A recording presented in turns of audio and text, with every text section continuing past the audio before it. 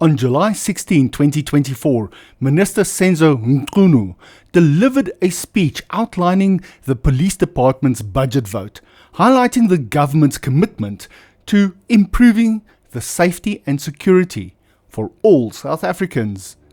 This is the Rianru Show, and today I'm looking into the multi-billion rand police budget. Before I start, there are some names in this video which are kind of hard to pronounce, for me anyway, and I do apologize where I do mess up the pronunciation. But let's get started.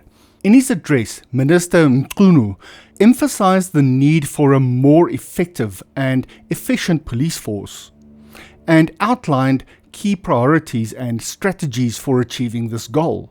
Minister Senzo Mchunu's budget vote prioritizes several key areas, including the modernization of the police service through technology and infrastructure upgrades, improving police community relations through community outreach and engagement programs, and tackling the root causes of crime through social crime prevention initiatives.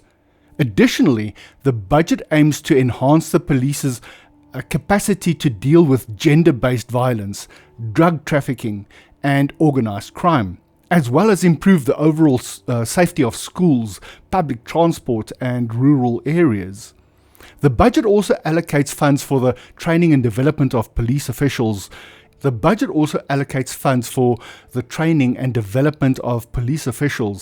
Including equipping them with the necessary skills to deal with complex crimes such as cybercrime and terrorism. Some of the budget allocations requested are as follows. South African Police Service, 113 billion rand. Civilian Secretariat for Police Service, 155 million rand. Independent Police Investigative Directorate, 370 million rand. Visible Policing, 189 billion rand over the medium term. Detective Services, 71 billion rand over the medium term. Crime Intelligence, 15 billion rand over the medium term. Administration Program, 2.8 billion rand for modernization initiatives in 2024 and 25. Some of these amounts may seem absurd to the average South African citizen. But then again, what is your safety and security worth? We have all been complaining about various aspects of policing in South Africa, and often the SAPS cite limited budget as the root cause of limited resources to address crime. Minister Mchunu addressed four main sections which his budget vote covers: building capacity, reducing violent crime, gender-based violence, and femicide. Modernization initiatives, departmental spending, and core programs. Let me summarize these sections as follows. The South African Police Service aims to enhance its capacity by recruiting additional members, improving training, and providing advanced protective equipment to ensure the safety and effectiveness of police officials. The goal is to improve police visibility, community responsiveness, detection rates, and crime intelligence, and to build public confidence in the police service. Over the medium-term expenditure framework period, the SAPS plans to recruit additional members, with 10,000 new police trainees to be appointed in the 2024-2025 financial year.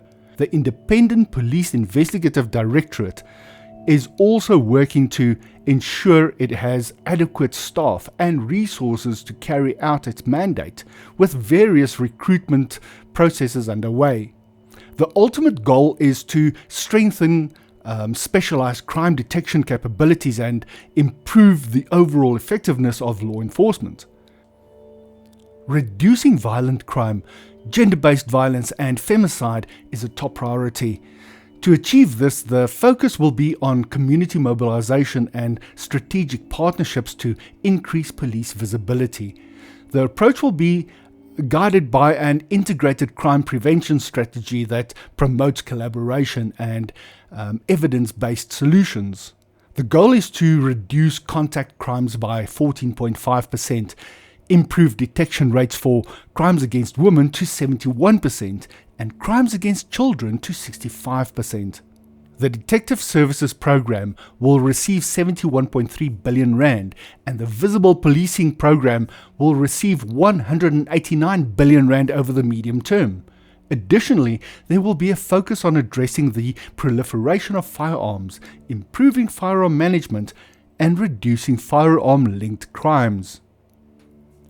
The police service needs to be modernized to meet 21st century challenges through technological advancements, including upgrading ICT infrastructure, improving connectivity, and deploying mobile technologies with a budget of 2.845 billion rand for 2024-25. The focus is on combating crimes that impact economic activity, such as illegal mining, infrastructure-related crimes, and extortion through specialized capabilities and collaboration with stakeholders. Efforts will also target organized crime, money laundering, and terror financing, with a budget of 71.3 billion rand for detective services and 15.1 billion for crime intelligence over the medium term. Additionally, the police will prioritize identifying and neutralizing gangs and criminal groups involved in drug-related crime, using intelligence gathering, task forces, and collaborative operations to disrupt supply chains and reduce drug-related incidents. The police department's medium-term spending will focus on core programs, with visible policing taking up over 52% of the budget and detective services taking up over 20%. The department recognizes the need to reassess the budget allocations for detective services and crime intelligence. The majority of the budget, over 80%, will go towards personnel-related expenses, as policing requires personnel engagement with citizens. The Civilian Secretariat for Police Service is working on amendments to the SAPS Act and finalizing the National Policing Policy, which will serve as a framework for policing and address provincial needs. The Portfolio Committee on Police discussed the budget and annual performance plan, with Chairperson Ian Cameron of the DA emphasizing the need for collaboration with police unions, civil society, and whistleblower protection to combat crime effectively. Cameron also raised concerns about inconsistent discipline within the police force, where lower-ranking officers are often punished more harshly than higher-ranking officers for similar infractions, highlighting the need for fair treatment and accountability.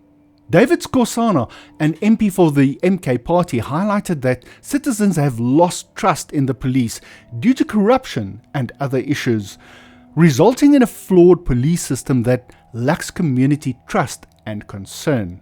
Mbuyiseni Ndlozi, an MP for the EFF, criticized the annual performance plan for failing to address crime prevention and reduction of murder rates, which are among the highest in the world.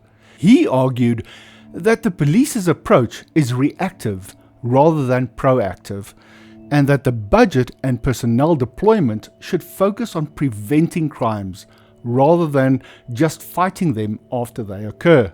Ndlozi believes that the police have lost the war against crime. Ndlozi further noted that kidnappings for ransom are increasing in South Africa, citing the recent abduction of UDM Deputy Leader Nkabayomzi Kwankwa as an example. Kwankwa was kidnapped in Khayelitsha on June 18, and a 10,000 rand ransom was paid by his party for his release. Ndlozi emphasized that even members of parliament are not immune to this growing crime trend. Nkabayomzi Kwankwa, who was the victim of kidnapping, spoke during the budget debate and emphasized that citizens live in fear of criminals.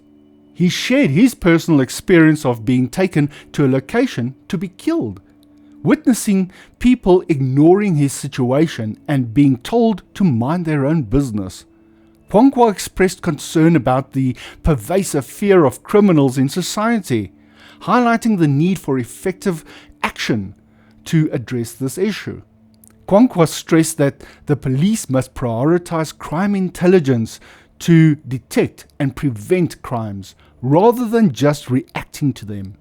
He highlighted that allocating less than 5% of the budget to crime intelligence services is insufficient and needs to be revisited to effectively address the root causes of crime and prevent it from occurring in the first place. The National Coloured Congress leader, Fadil Adams, stated that they cannot support this budget. He noted that the police budget allocated 4.74 billion rand to crime intelligence, while protection and security services received 4.09 billion rand, with 2.17 billion rand of that going to the VIP protection unit, which protects 72 individuals. Adams criticized this allocation, stating that it is unthinkable to prioritize VIP protection over crime intelligence, and that his party cannot support such a budget. Makashule Ghana, MP from Rise Mzansi Party, also expressed concerns that the police budget prioritizes VIP protection, allocating 2 billion rand while neglecting crime prevention in poor communities.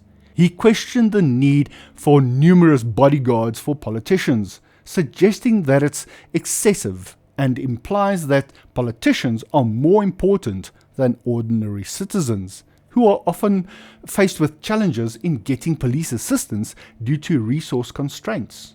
How do you feel about the budget and the amounts allocated? Does it make sense to you? And do you feel that our new Minister of Police is headed in the right direction? Please do post your comments. I would love to hear your thoughts. Please also subscribe to my YouTube channel, as I hope to bring you many more stories. I will see you in the next video.